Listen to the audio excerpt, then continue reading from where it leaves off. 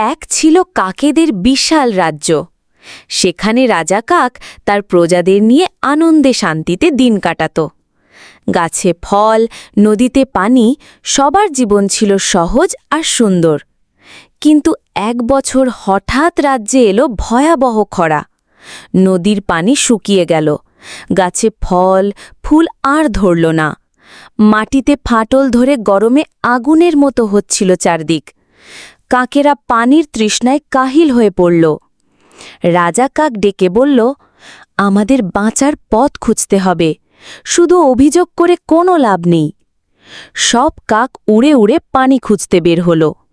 কেউ এক ফোঁটা পেল, কেউ শূন্য হাতে ফিরল।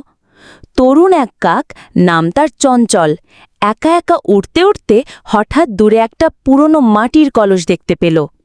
সে খুশিতে উড়ে গেল। দেখে ভেতরে পানি আছে বটে, কিন্তু একদম নিচে, তার ঠোঁট পৌঁছায় না। চঞ্চল প্রথমে শক্তি দিয়ে চেষ্টা করল।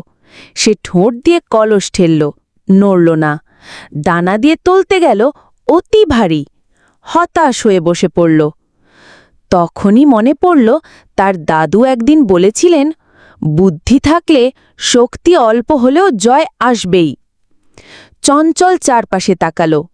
সে ছোট ছোট পাথর কুড়াতে শুরু করল। একটা করে ফেলতে লাগল কলসের ভেতরে। Top top top. ধীরে ধীরে পানি ওপরে উঠতে লাগল। প্রথমে একটু, তারপর আরও একটু, অবশেষে পানি ঠোঁটের কাছে এলো। চঞ্চল আনন্দে পানি খেল, তৃষ্ণা মেটাল। কিন্তু সে নিজে থেমে গেল না। রাজ্যে ফিরে সে সব কাককে খবর দিল। সবাই মিলে আবার এলো, কলস ভরতে লাগল। রাজ্যের শত শত কাক একসাথে কলস ঘিরে পাথর ফেলল। পানি ওপরে উঠে এলো। সবাই আনন্দে ঠান্ডা পানি খেল। রাজা কাক খুশি হয়ে বলল, আজ চঞ্চল আমাদের দেখালো বাঁচার উপায় শুধু শক্তিতে নয়, বুদ্ধি আর ধৈর্যেই লুকিয়ে আছে। সব কাক একসাথে ডাকল, কাও কাও, বুদ্ধি সত্যিকারের রাজা।